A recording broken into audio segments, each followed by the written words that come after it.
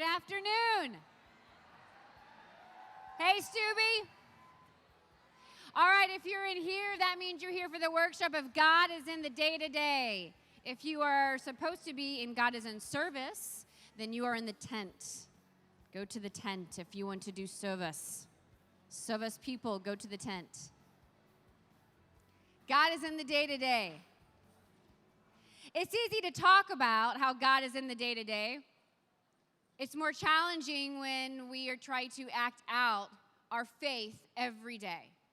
I know sometimes even for us, I love you too. Seriously, love you too. Love you all. Thank you.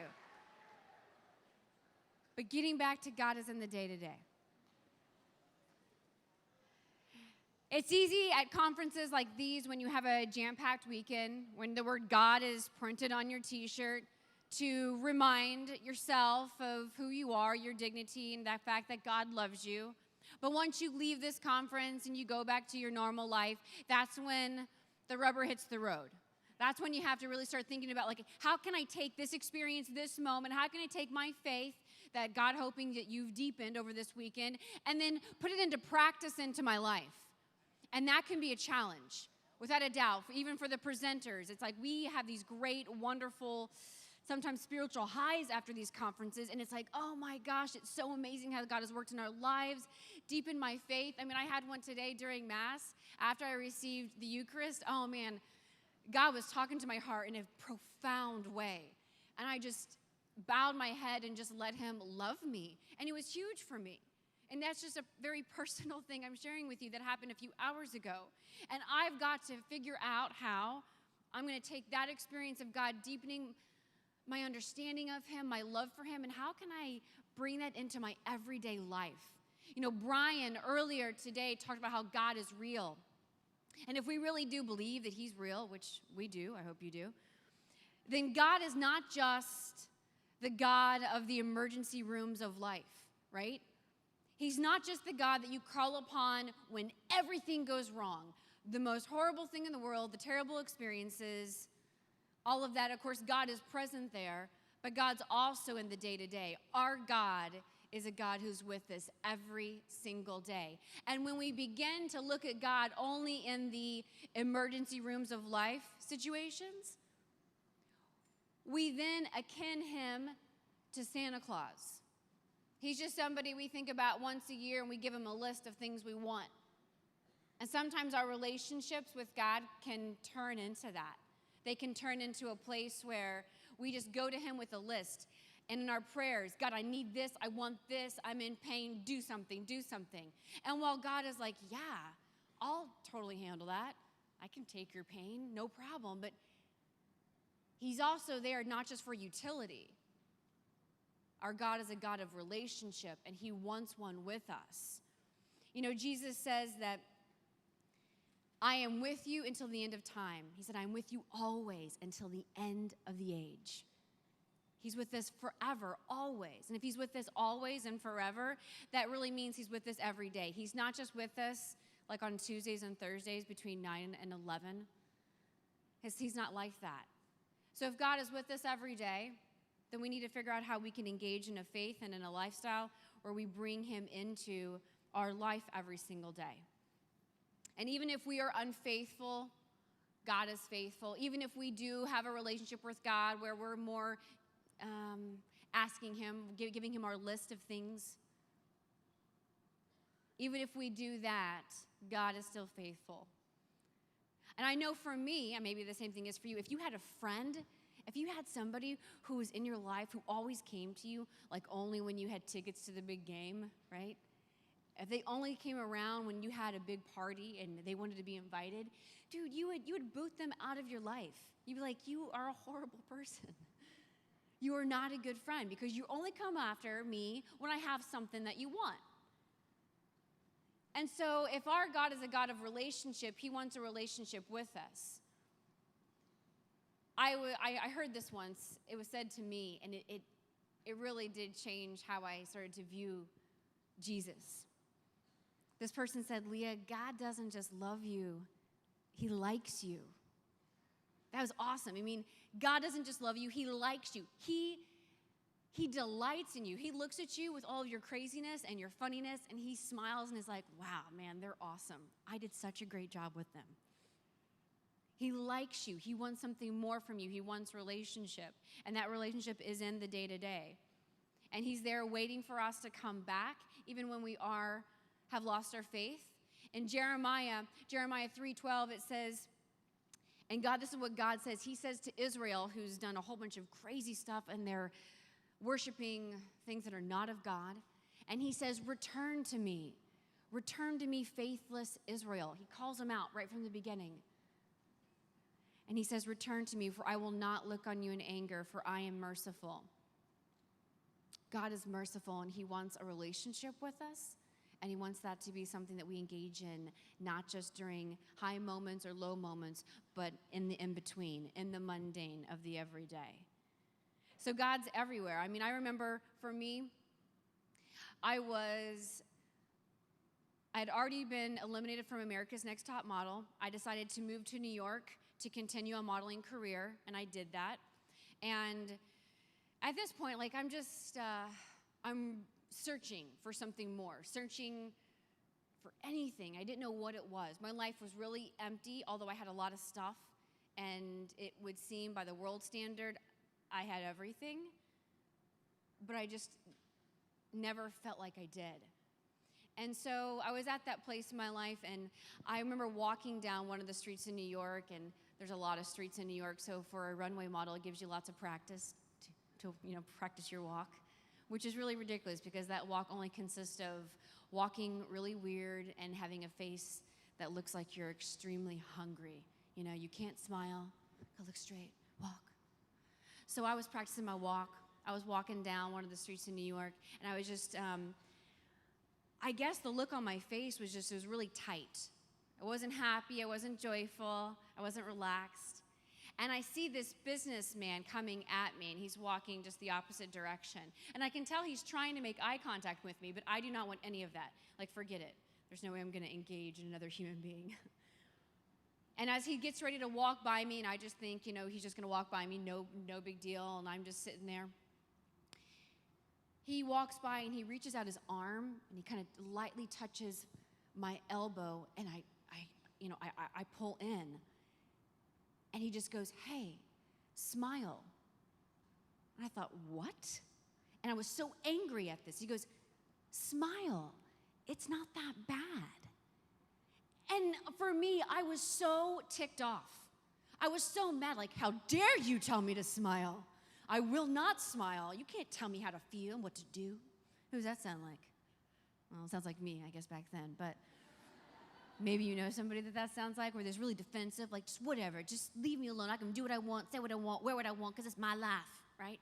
That's how I felt. Like, don't tell me how to feel. Don't tell me to smile. Like, smiling is this horrible, horrible thing to do. So I began to, I remember to start to think about it, of, why that bothered me so much. Because that one man said this thing to me, it has never left my mind or my heart. That one man saying something so simple, but it was so profound to me in my life. I remember walking back to my apartment afterwards thinking, why am I not smiling?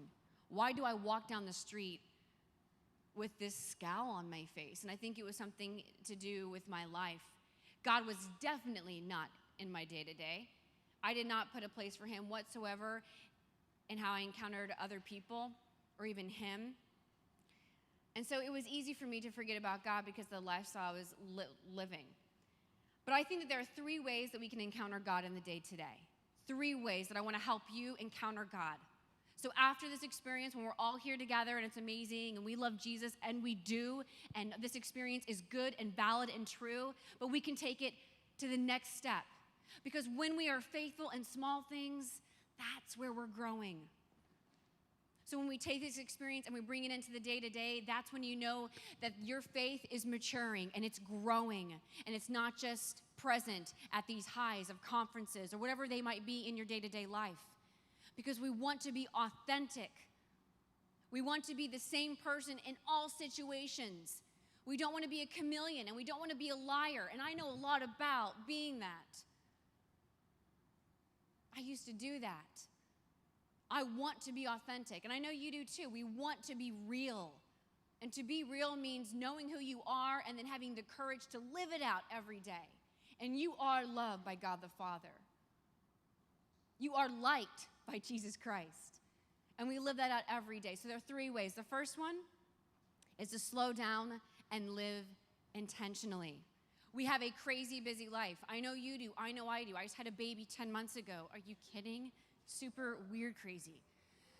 It is awesome, but it's crazy. It's amazing. She's out of control. She's awesome, but she's out of control. So there are so many things that go on. I know in my life and in your life, whatever it is, it's schoolwork, it's athletics, it's practices, it's youth group, a million different things you've got going on, friends. So how do you slow down and make it happen? A lot of the things that we do in our life, we don't need to be doing. Be intentional with the things that you say yes to in your life. Slow down and look at it and realize, should you really be taking on more onto your plate? Slow down and live intentionally so that we can encounter God in ourselves and encounter the God in our neighbor. Mother Teresa always used to say that whenever she went out to the poor, that yes, she saw the person, but she saw Jesus in that person. And so when she cared for that person, when she fed that person, she said she was feeding Jesus. She was caring for Jesus. She truly saw Jesus in each and every person because she lived intentionally. She didn't do things on autopilot.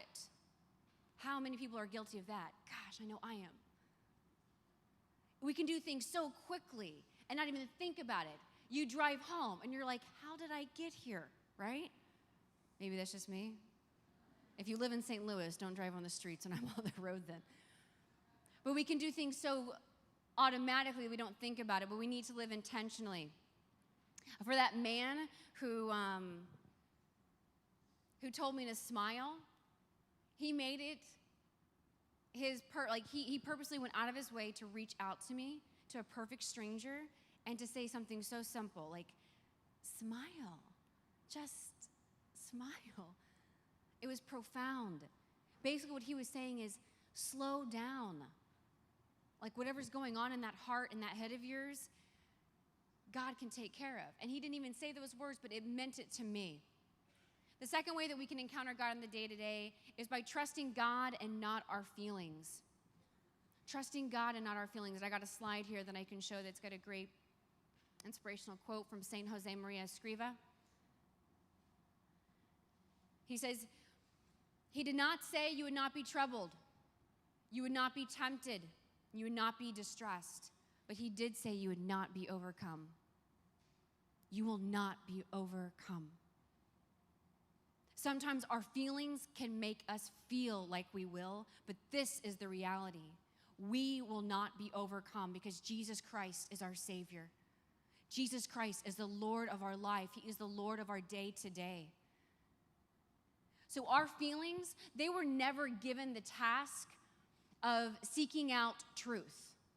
They can aid in it, but they were never given that task. That task has been given to our intelligence to seek out truth. Doesn't that make sense? Right? Because you're using your intelligence to figure that out, right?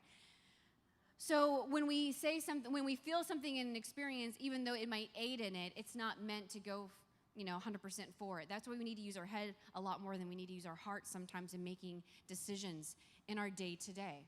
And in encountering God in our day-to-day, of knowing that we may not always feel his presence, but he's there.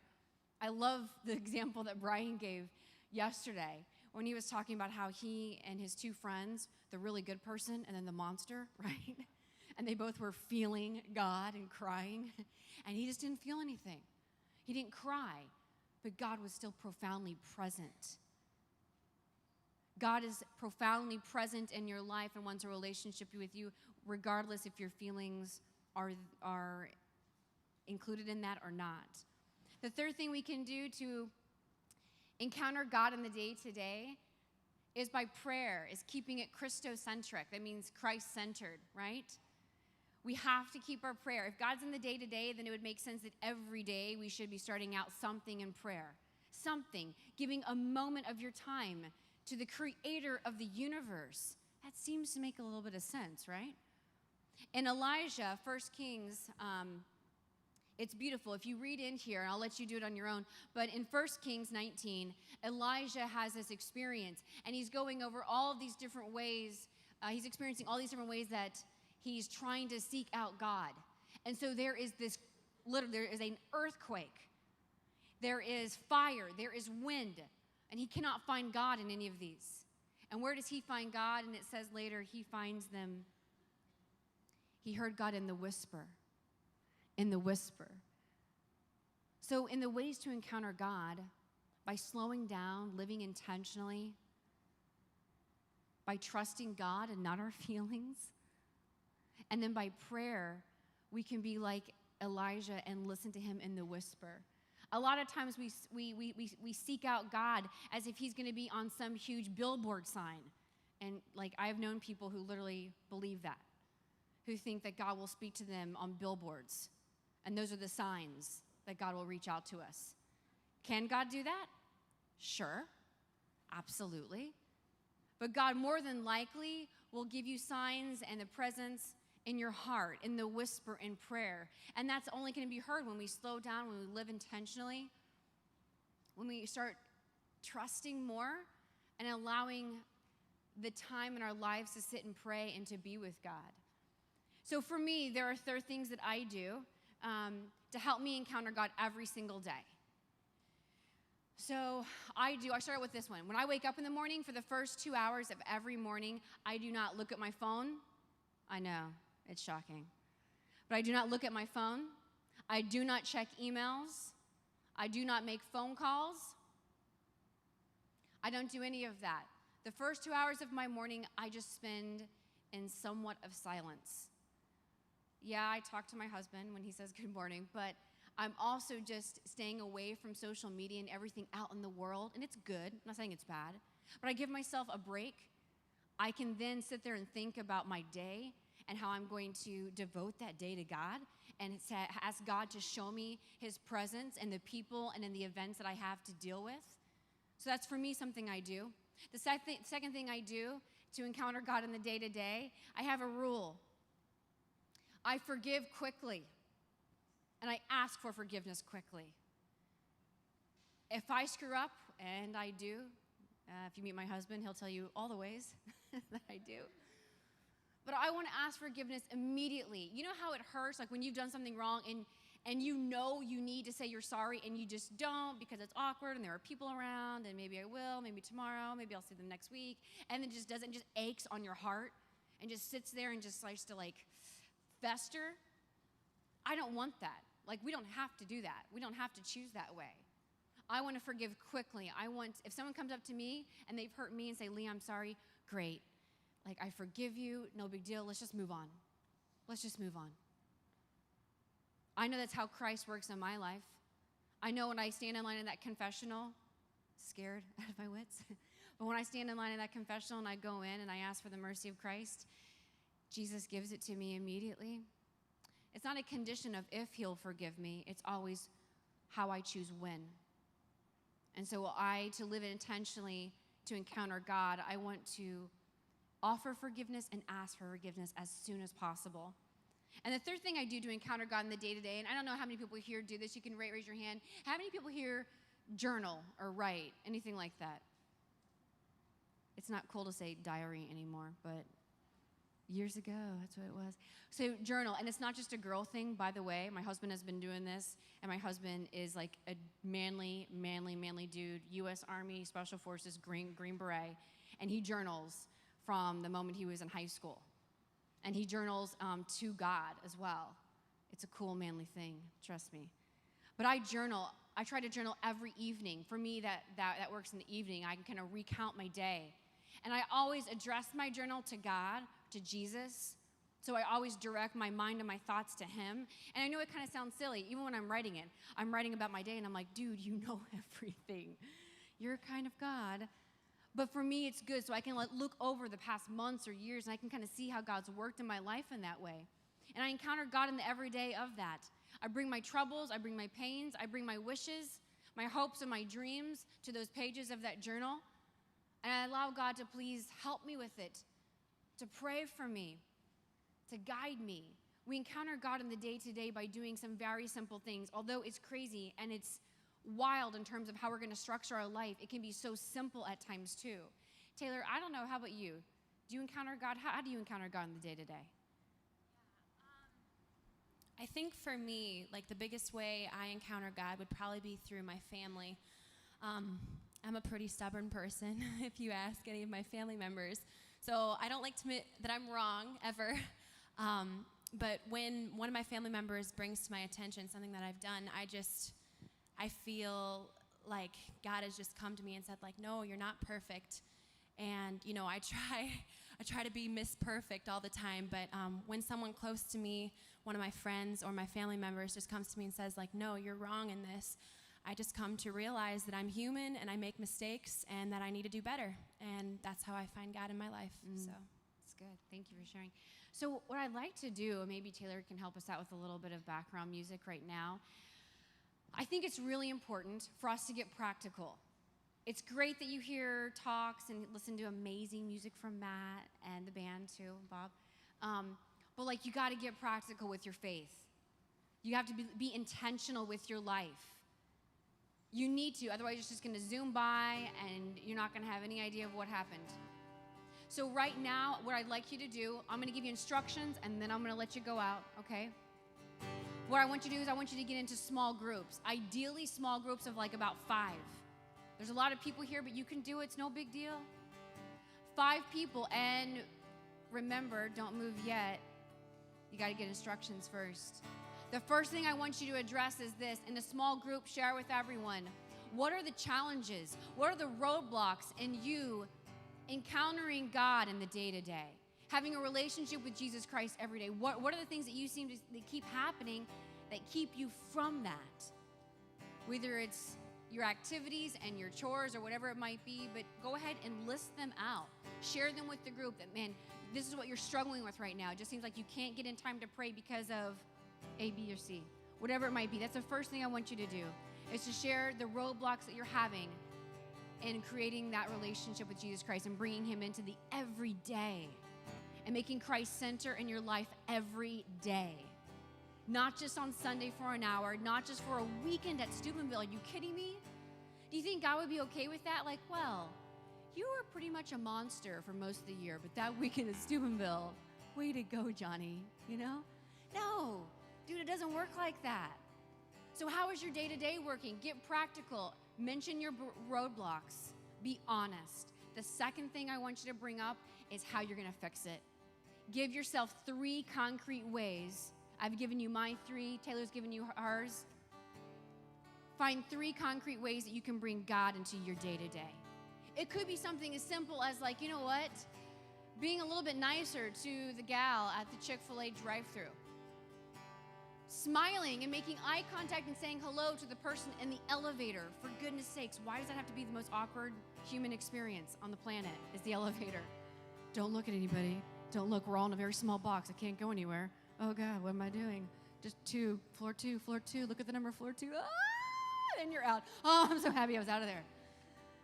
It's weird. I don't know why I went that long on that. But anyway, so maybe it is the elevator for you. For me, it's the elevator. I purposely make a point because for me, it's just weird to me to get in there and be like, hi, how are you? Which freaks out everybody for the entire ride. But at least I'm engaging in the Jesus in that person. And I make contact with them in their eyes, and I'm basically saying to them what that man said to me on the streets of New York, smile. And I can look at them and in my eyes, and I'm like, I just want to let you know that you're valued and you're worth it. And without saying that, I can say it through just a smile and saying hello or good morning. So number 1, the first one is find your roadblocks to God in the day-to-day. 2, find 3 concrete ways that you can bring God into the day-to-day and encounter him in your life and the life of the people you meet. All right, we're going to go ahead and do that now. So go ahead and get into small groups, ideally about 5 people.